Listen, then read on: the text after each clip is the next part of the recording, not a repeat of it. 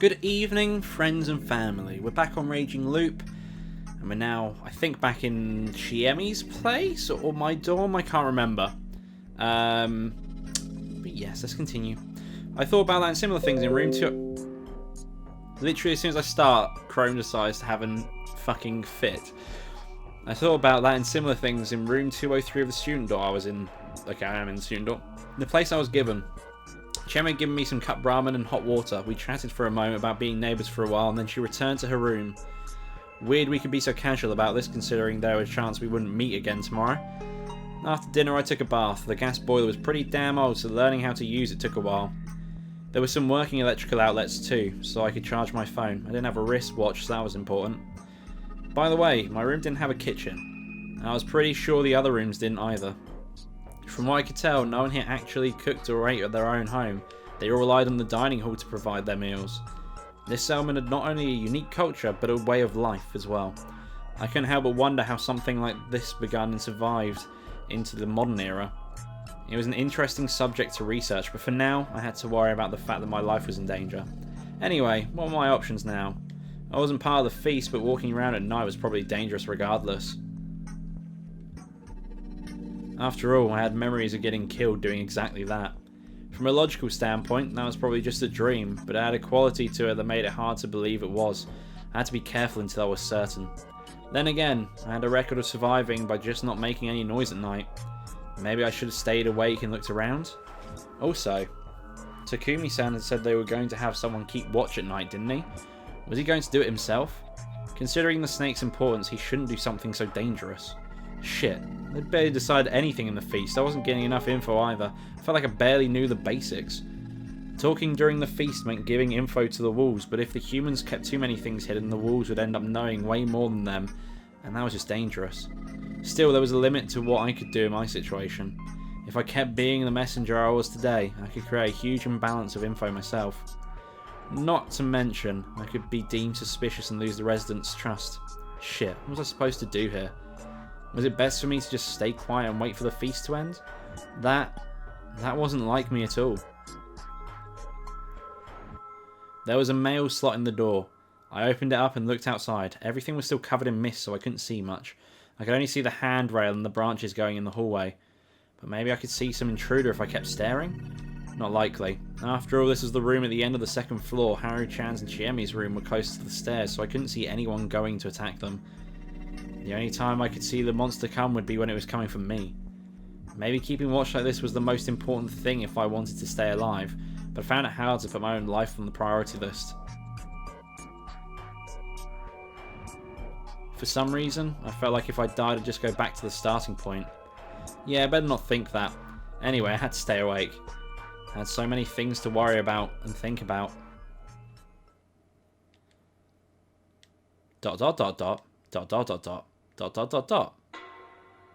Okay, next day. We survived the night, it seems. I guess so. There was no choice. What? As I woke up and tried to move, my head rubbed against something tough and then smacked into the doorknob. I writhed in pain. What was going on? Did I fall asleep against the door? Was I more tired than I thought? I was glad I didn't die and all, but this was a failure in my eyes. Sleeping in a unnatural position made my whole body hurt. I wobbled over to my fully charged phone. It was 6 o'clock. That was early morning for me. I'd have loved to just go back to sleep, but I was too curious about the feast. After washing my face with hot water and putting on my shoes, I decided to take a peek through the mail slot. Outside I saw Chiemi standing there with a knife in hand. I reflexively stepped back, tripped and fell on my ass. What the hell was that? There was a woman standing before my room with a weapon.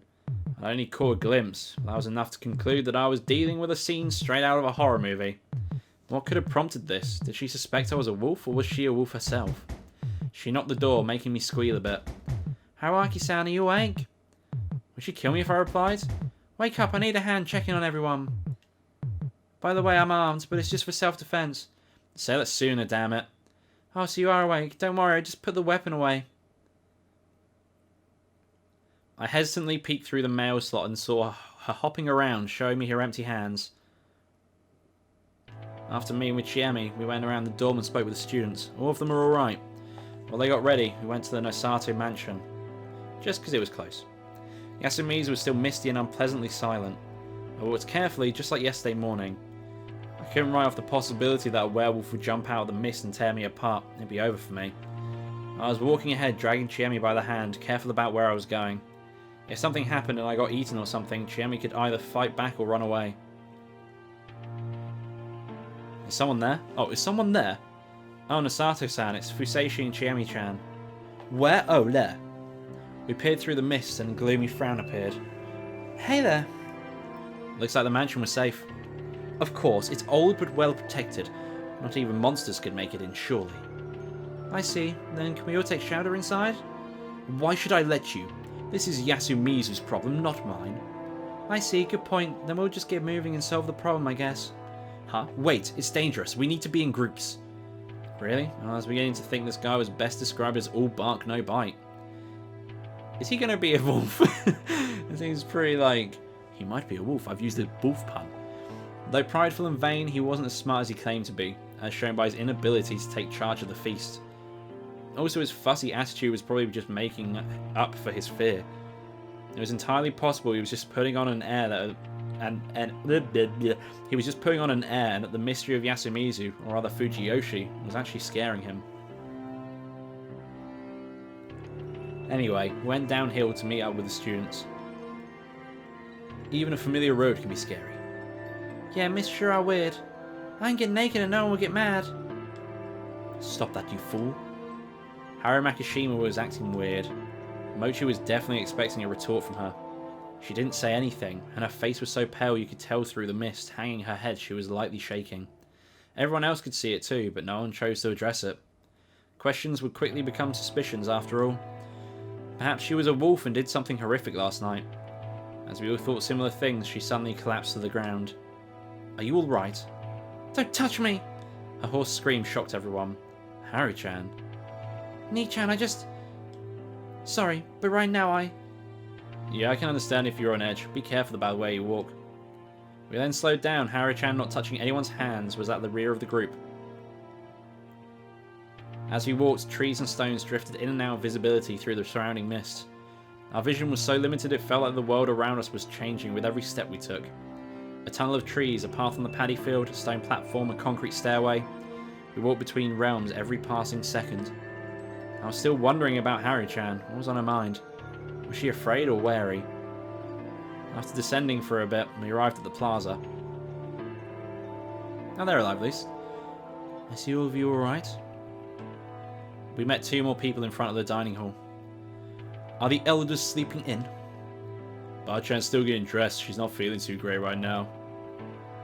Let's check on those who aren't here yet. Come with me, Kyo. Why are you ordering me? Because we might need some manpower. Fuseishi, you come too. This is the first time he'd ordered me to do something, but it wasn't a situation where I could be happy about him relying on me. Yes, of course. He probably had a bad feeling. Namely that he wouldn't be able to rely on a certain someone ever again. Who would that certain someone be? As I passed by Kaori-san, I heard her whisper. Yasunaga, can you help? With what, Mom? Finding Yoshitsugu, he's missing. Everyone probably had a bad feeling about this. The three of us guys checked out the houses. Yasunaga, Kun, Chiemi, and Mochi... Sorry, hiccups. Walked around the settlement. We agreed to split up and start searching. The misty village was silent. I couldn't hear anyone chatting. I'd seen these buildings from the outside, but it was my first time actually walking in. The shabby buildings built using blackened planks were now more or less buried in vegetation.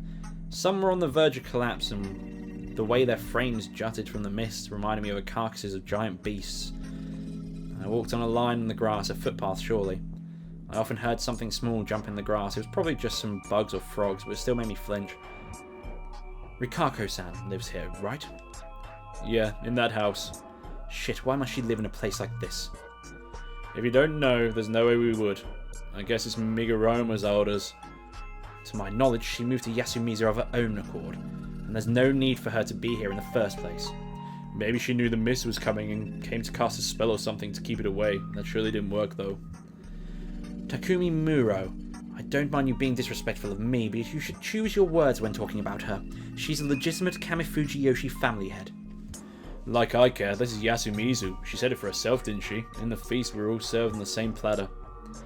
Rikako-san, are you alright? Apparently Takumi-san didn't like the Uematsu family, or the four families in general. Now that I thought about it, though she wasn't disliked as Kiyonosuke-shi, I can't read that name for some reason. The villagers in general weren't fond of Rikaku Uematsu.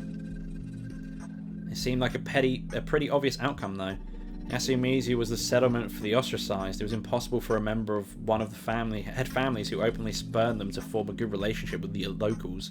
Rikako-san emerged before too long. She was wearing her usual strange getup and she didn't seem any different from how she looked yesterday. I need to check on Meiko. We moved on to the next house. It felt like Rikako-san was urging me, so I woke the girl up. Meiko-chan, it's morning. Well, I could imagine Rikako-san raising her voice, but the other two probably didn't feel like they had to get involved with the girl. After a few calls, she finally came out, still half asleep. Meiko, I'm glad you're alright. Kiyo, take them to the dining hall. Come with me, Rikako-san, and watch your step. Yes, she was apparently trying to get my attention, so I turned around and said yes. I'm sorry. Her sudden apology left me completely confused. She then departed alongside the other two, leaving me alone with Takumi-san. Are you sure we shouldn't go on without... Are you sure we should go on without Kiyonosuke-san? He'd be useless anyway. I only brought him along in case it was the Uematsu's mock priestess that died. But now I know who got killed. It could still be the old wolf guy, right? Shut up. If old man Kanzo was around, he'd have woken up earlier than anyone and searched the length of the Yasumizu 3 times by now. Sorry, his house is over there. I followed him in silence. I couldn't think of anything to say. The fact the door was unlocked made it clear that something wasn't right. The moment I opened it, my nostrils were assaulted by a smell I'd experienced just yesterday, the reek of a fresh corpse. Damn it, damn it, damn it! Unlike Takumi-san, who was looking away and cursing, I did my best to burn the scene I witnessed into my memory. I felt like to avert my eyes would be disrespectful and chided myself for wanting to look away.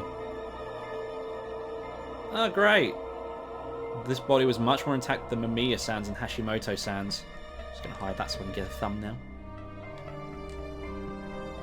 That made it much easier to become painfully aware of the fact that this was a human, an intelligent life form who was with us yesterday like it was no big deal. There was one problem though. The part of the body that used to be the head was completely destroyed. Fucking hell. There was no part of the head left untouched. It was that thorough.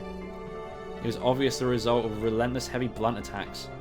Everything above the neck was just a strange flat mass of shattered skull fragments and white and red organic matter. Compared to it, everything else was largely unharmed. The old-looking clothing and the unexpectedly robust chest for someone his age were all the proof we need to know that this was the body of Kanzo Makishimishi. We'll clean it up? What else? Please wait a bit. What are you going to do? Find out as much as I can. Since we had no idea when we could get out of here, protecting the scene of the crime for an official investigation meant we had to leave this body to rot here. And we just couldn't do that. And considering the horrible state it was in, the villagers probably wanted to take care of it their own way as soon as possible. Not much I could do to stop that. Thus I did my duty as someone without such obligations. This corpse was completely unlike the ones from yesterday. While those two were destroyed completely, the damage on this one was focused on the head. The weapon clearly wasn't sharp, they'd used something blunt. The skin on his face was torn but not sliced apart, and the skull was shattered. This was caused by repeated blunt attacks to the head. It wasn't my job to picture whether there was some profound grudge in this. The only clear thing here was that the wolves killed him using something blunt, not claws or fangs. And it was obviously done with dedicated intent, not accidentally. At the very least, the entity that made this corpse wasn't the same as the one that made the ones from yesterday. It made sense if you separated them and assumed that yesterday's was the corruption and today's was the wolves. But the thing I'd seen when I was walking around at night that time had the appearance of a wolf. Or rather, a werewolf. If the werewolves were the ones bringing the corruption, the tale all this was based on would be making less sense. If the corruption was Great Lord Shinai's, the Mountain God's, punishment, it would be weird for it to be delivered by the wolves. Holding back my nausea, I looked back at the corpse. Then I rolled back my sleeves and reached for the destroyed head. Ugh. Hey, what are you doing? I'm pretty sure I'm wrong, but I'll still have a look. Decapitation meant body doubles. Mystery writing 101. Someone brought in and killed a person with a similar build to Kanzoshi's and left him here. His death could easily be faked. How are you gonna check? Did Kanzo-san have a silver cat's tooth in his lower jaw? No, he didn't. His voice was strangely forced. I looked at him and realised he was kind of pale. I might have overdone it, still. I couldn't be soft in this situation. He was proud that he didn't have any crowns or anything despite being over 60. Why, did you find one? No, I only asked to prevent any misdirections. It's a healthy set of teeth. What the hell? The lower jaw was mostly intact, but the upper one was destroyed along with the rest of the head. Despite that, I saw a hint that the old man and the eyebrows and the dark hair, oh my god, and the streaks of grey in them. It was pretty clear it was the one and only Kanzo Makishimishi, so it was probably pointless to keep thinking about the way he was injured. My hands were all messy, I'd have to wash them later. Fucking hell, man. The corpse aside, Kanzoshi was lying on some thin bedding and there was no sign of a struggle. He was either instantly killed by the first attack or knocked out, laid here and then killed. Still, it wasn't a corpse that was easy to make. The situation here was peculiar. One point I found curious was the fact that Kanzoshi surely obeyed the shelter law and locked himself in. However, the lock on the door was still perfectly intact. So logically speaking, Kanzoshi had opened the door and let the culprit in. There was no sign of resistance, so it was probably done by someone he felt safe with. However, if this was a normal killing by the standards of the Feast of the Yomi Purge, then this was definitely made possible by something unnatural. Back to the situation at hand. The futon and everything around it were bloody, obviously, but there was another strange thing about the crime scene, the dampness. Some spots were really wet and clearly not because of the mist. It was like the murderer purposely spread some water here. Were they trying to wash away the blood splatter on them? But there was no point in doing that in front of the body. The footprints were faded. Were they trying to cover their tracks? They were still pretty visible though. It was more like they put bloody footprints on a futon and tatami that was already wet. The shape of the prints told me that they weren't made by Western shoes, Japanese clogs or wild beasts. They were just long ovals reminiscent of those made by Zuri sandals. There weren't many of them though. Most of the blood was absorbed by the futon. But from what I had, I could tell there was only one type of footprint. Find out anything? Nothing special? Thought so. You don't specialise in this, do you? Sadly, no. All I knew was that the culprit was a very dangerous human. And a murderer like me. As I washed my hands, Takumi-san removed the sliding door and put Kanzo-san's remains on it. He covered his destroyed face with a nearby hand towel and prepared to carry it. You take the other side. Got it. We lifted it up and yeah, this was definitely a job for two people. So who's the other one? We went outside into the mist. Are we throwing him in the Saranaga? That's what Bard-chan would want. Because he'll be corrupted if we don't? Yeah. A voice devoid of life. I couldn't call out to him. Pushing him any further was dangerous. I could tell by the air around him. It's my fault. Why? Because I messed up in the feast. That was entirely possible. This proved he was aware of himself. I would have said that, but it felt wrong. I don't know how much. But I think you were trying to do your best. But what's the point if I mess up like this? Then you need to make up for it. I think I have to be the one who leads Yasumizu now. I can't. Well, I couldn't either. I was just an outsider, so I had no idea how to console him. Feeling powerless, we approached the dining hall. We pass by here and go straight for the graveyard. Tai Yamagawaki-san had come out too. She was in the midst of prep. Kari Aribe-san was standing next to her. She looked completely out of it. Rikako Uematsu was covering Meiko's eyes and looking straight at me. Haru-chan, Kanzo-san's actual granddaughter, was watching her grandfather's corpse with an intense expression. Fucking hell. Probably wasn't good to make any assumptions here, but I couldn't help it. I felt like her expression was not one of unbearable sorrow, but of anger, hatred, and disgust. I'd never seen them have a nice chat, so I wouldn't have been surprised if they didn't see eye to eye. But still, I'd have liked it if she made a different expression, if only for this moment. I could only think that because I was an outsider, I didn't know shit. It wasn't good to make assumptions. Shit. Why was I in this position? Just how much could I even learn in my position? As it turned out, I was still underestimating the situation. We can't find Yoshi-kun anywhere.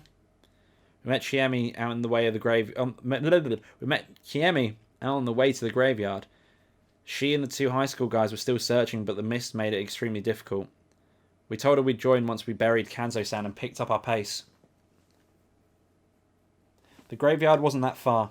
Yasumizu wasn't very big. It only felt like it because of the mist or the load. Hee hee hee! I completely forgotten about him. He was alright too, huh? I had no idea why, but he was looking at us, clapping and laughing. That meant that Yoshitsugu Uribe-kun was the only one we hadn't seen yet. I was told there'd only be one. The wolves were supposed to kill only one person per night. Not saying a word, I hurried to finish the job. That led us to finding him early. Yoshitsugu was in the shortest path of the cliff, in the grass of the graveyard. Though Takumi-san had only noticed him by chance. That was how deep in the grass he was. And how many pieces of him there were. It reeked of death too, but it was mixed with the smell of trampled grass and a strange beastly odour. Maybe not all the blood around here was his. Unlike Kanzo-san, he left clear proof that a tough battle and intense pain. Yoshi, you had guts. Takumi-san's voice was shaking. He picked up a soccer ball-sized object. It's going to be his head, isn't it? Half eaten and basically a shadow of what it used to be. It clenched its teeth, even in death. Can I? Takumi-san gave it, Yoshitsugu's head, to me, and I put my finger in its mouth. I was curious about what was stuck in there. What I found was a clump of beastly fur. He literally fought tooth and nail, resisting until the very end. Resisting what? Obviously the being that brought the corruption. It didn't take long for the news of Yoshitsugu Uribe's death to spread throughout the village. I'd heard that the pain of losing one's child was beyond any description. Even so, Kari Uribe-san broke down so badly it felt abnormal. The mild-mannered woman became a mad beast. We had to band up to keep her from running to where we found Yoshitsugu's corpse. We'd already gathered it up and thrown it into the Saranaga after all. Takumi-san kept a tuft of the boy's bleached hair, which he gave to Kari-san. She instantly put it in her mouth. Okay.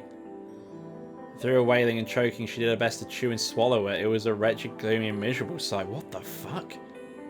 Though it might have been an act born of ultimate motherly love. Whatever the case, no matter the shape, it was too late to try and bring her child back into herself. Not to mention absurd and pointless. That was how it looked like in my eyes. What the fuck? Let's begin the feast. We gotta do something about the one who killed the old man and Yoshi. His words got the attention of basically everyone present. But they didn't reach the sobbing mother and her older son, who was gently consoling her. Yoshitsugu-kun. Why did he have to go against the laws? His efforts and death had only worked to corner not just his mother, but everyone else here. It was useless. He'd gotten some weird fur for us? No one, not even me, had any doubts about what we were dealing with here. A situation where everyone was desperate, acted of their own accord, and didn't know how to use their lives well was basically the worst. And apparently, this line of thinking I'd had would foreshadow the next turn of events. Where did Haru-chan go? Shit, why was everyone in such a hurry to do the worst things possible?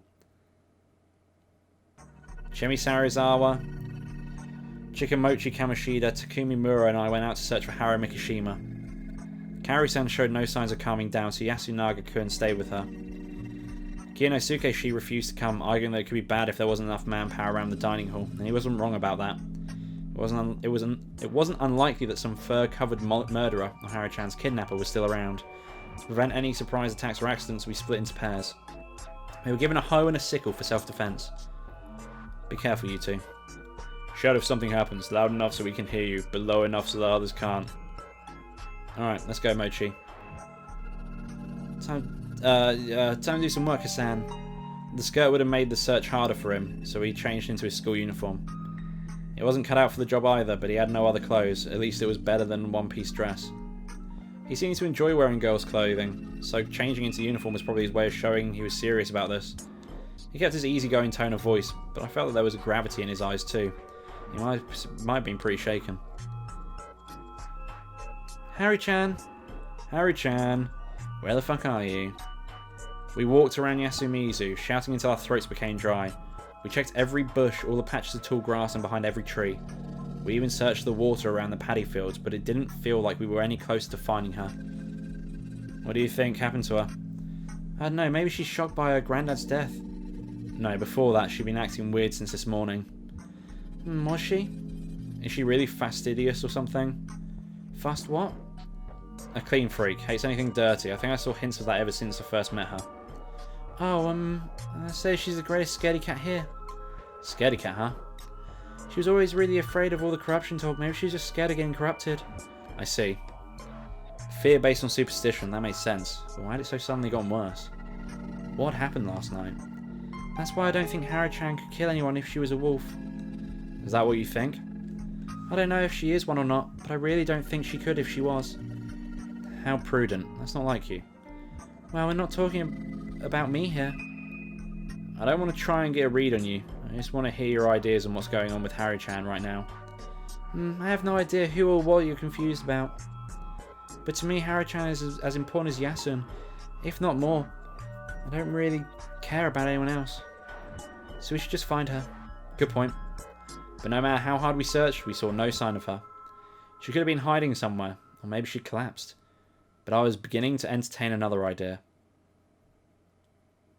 What if she ran away from Yasumizu? I asked, knowing everyone would deny the idea. That'd be hard to believe. When the mist come, Yasumizu is connected to Yomi, Bar-chan's words, so when we're trying to escape, we just end up there. Not to mention, these mountains are dangerous. All that considered, if there was something that could drive her to escape from the village, what could it be? Everyone fell silent. They couldn't even imagine it. It was like their brains had stopped working. If she'd actually wandered out into danger, then we wasted too much time searching for her in the village. I had to hurry, so I didn't hesitate to use some big assumptions that bordered on chicanery. What if she can no longer trust the village or the people here? What do you mean? She might have seen something at night or early morning, or come to some sort of realization. Like, for example, what if she found out that someone she knows well is a wolf who killed people like it was no big deal? Everyone gasped. She's young, so she's still pretty unstable. And since Yasumizu is so small, it wouldn't be strange if she felt like she lost her place here if someone betrayed her. The girl seems pretty emotional, so it makes sense that she'd jump straight to running away, right? You make a solid argument. But then what do we do? Give up? That was the thought of someone from Yasumizu. I'll go look for her. I'm not afraid of the corruption. And that was the thought of someone from Yasumizu who had a few screws loose. Anyway, I'm an outsider. I'm not exactly averse to leaving anyway, so I'll look around for her too. I said I'd stop you, didn't I? Don't worry. I'll head back the moment it gets dangerous. She definitely won't head to Saranaga's direction, so I'll focus on the path to school. Also, adults shouldn't turn their backs on children, right? Hassan, I can't argue against that. Of course, it's possible that she's still in Yasumizu, so you two keep on searching for her here. Leave it to me. Run away if it gets dangerous. Hassan, just about what you just said. What do you mean? You know the thing about Harry-chan losing trust in everyone as a result of something she saw? What about it? That didn't actually happen, did it? Who knows? I was just raising the possibility. It's likely though, isn't it? So, you think she saw me or Yasun running around with a mouthful of huge fangs? That's a possibility too. Not sure I buy that. Is that really just your intuition talking?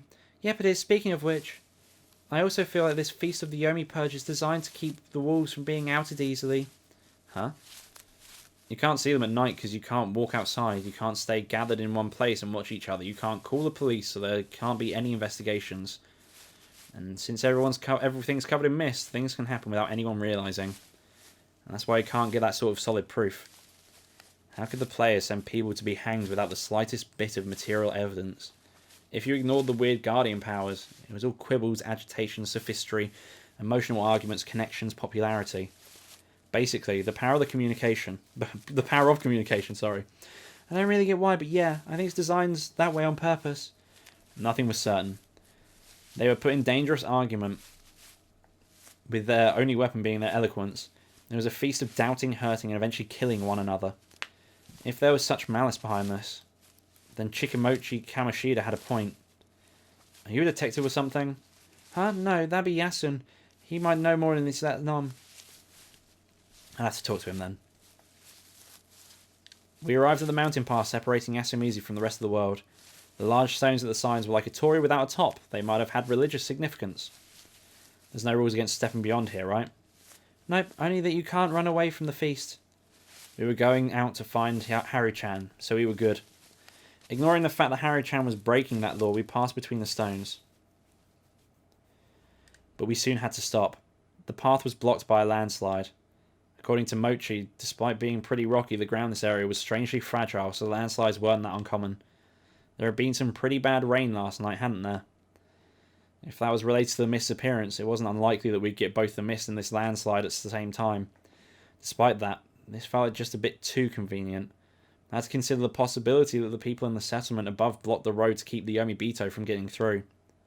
Hassan, there was something way more important.